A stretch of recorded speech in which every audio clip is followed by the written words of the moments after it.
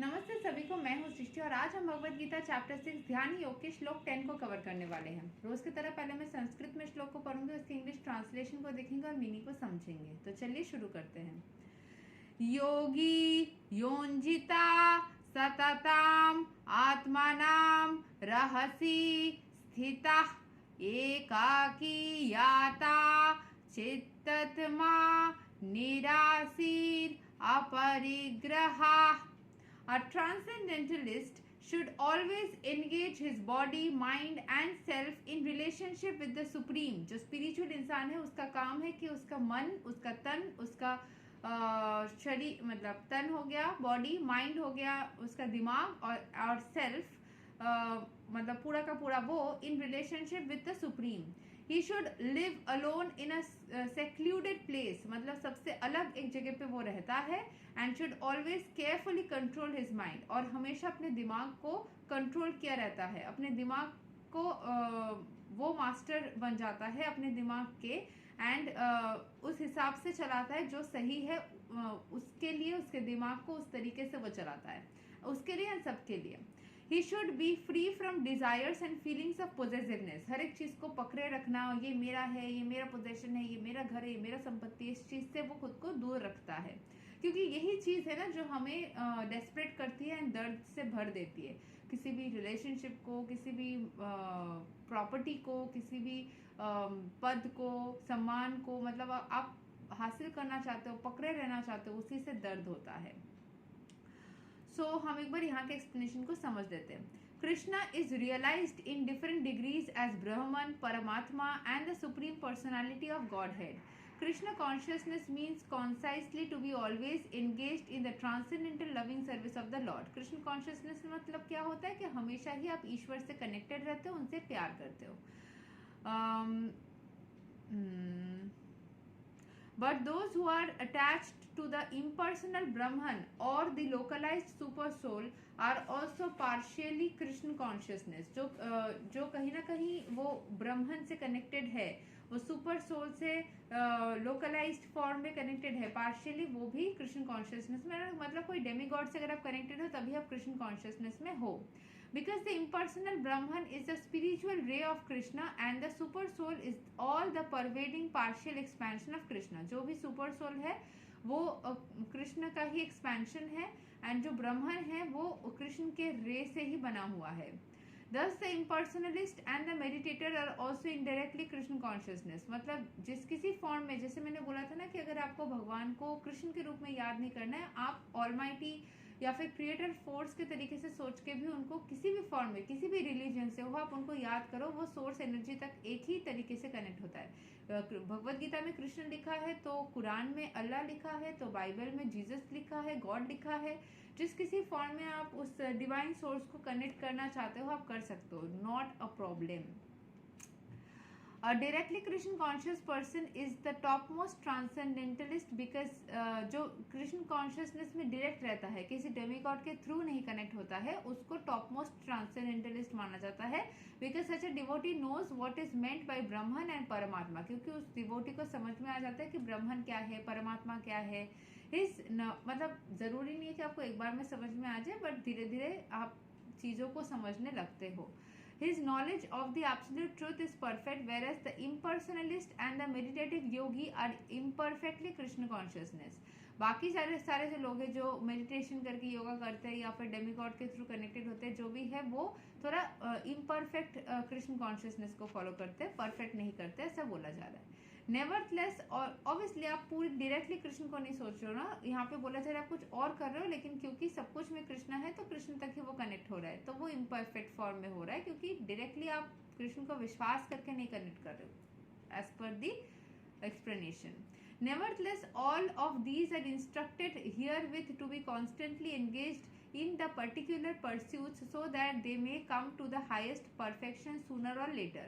The first business of a transcendentalist is to keep the mind always on Krishna। One should always think of Krishna and not forget him even for a moment। हर वक्त आपको, जैसे कि सुबह में 1 घंटा लेके बस याद कर लिए ईश्वर को, बाकी टाइम भूल गए तो नहीं चलेगा। आपको हर वक्त ईश्वर से कनेक्टेड रहना होगा, हर वक्त जाप करने की कोशिश करनी होगी। आप चलते फिरते, मैंने बोला था जैसे मैंने अपना जाप माला यहाँ पे रखा हुआ है।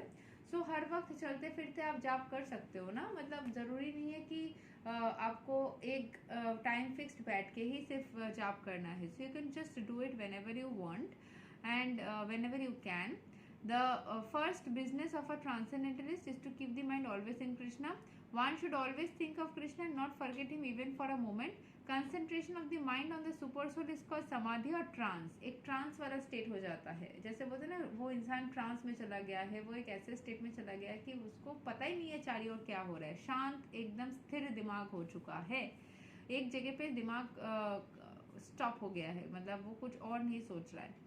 In order to concentrate the mind, one should always remain in seclusion। अगर आप ऐसा प्रैक्टिस करते हो ना, आपकी पावर इतने बढ़ जाती है, माइंड की पावर, कि आप बहुत सारे सिचुएशंस में एक करेक्ट डिसीजन ले सकते हो, फ्यूचर को प्रेडिक्ट कर सकते हो, एक अलग ही पावर महसूस, गट फीलिंग बहुत स्ट्रांग होती है, प्रेजेंट मोमेंट कहीं पे कुछ चल रहा है वो देख सकते हो, पास्ट में क्या हुआ था, किसी ने आपसे कुछ छुपाया वो समझ में आ जाएगा, फ्यूचर में क्या होगा वो भी समझ में आ जाएगा। So you get a lot of power with in your self.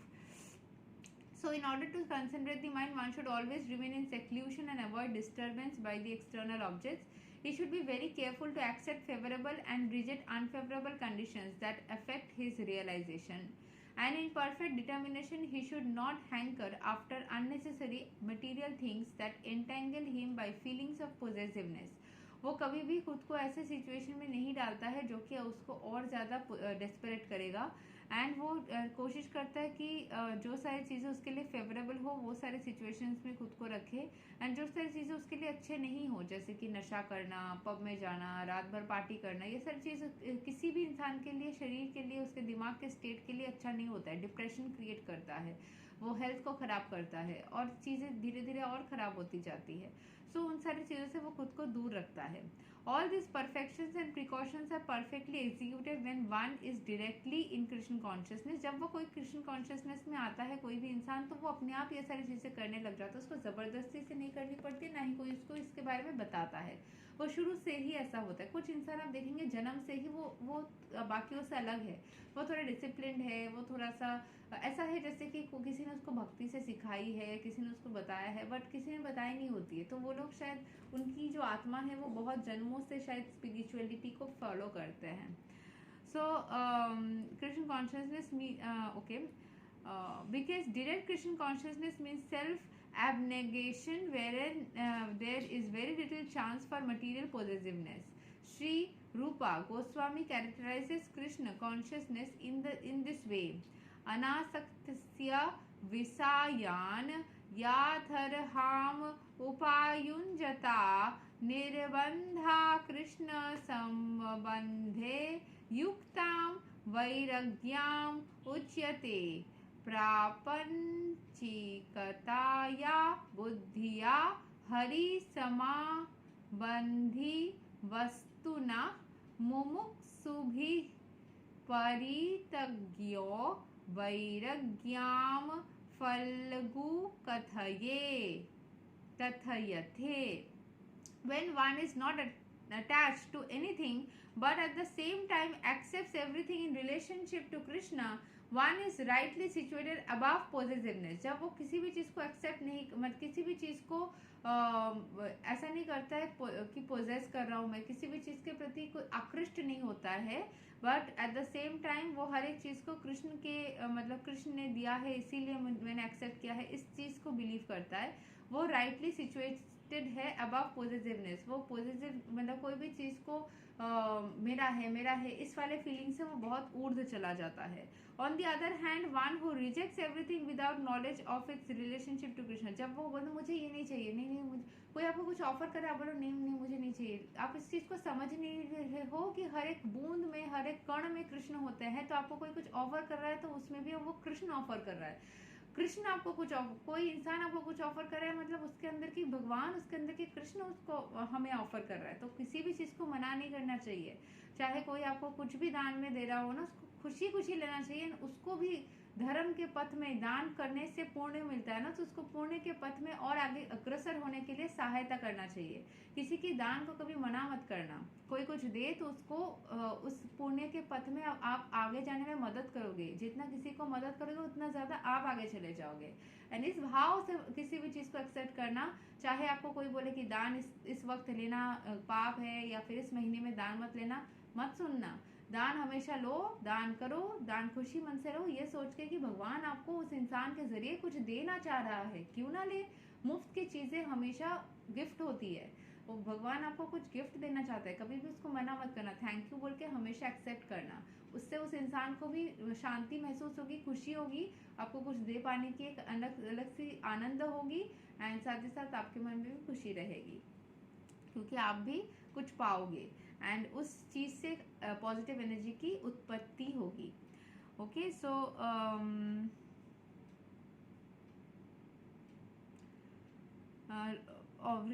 Is not as complete as his renunciation, मतलब कभी भी उसको मुक्ति नहीं मिलती, जो भी चीजों को रिजेक्ट कर देता है, नहीं एक्सेप्ट करता।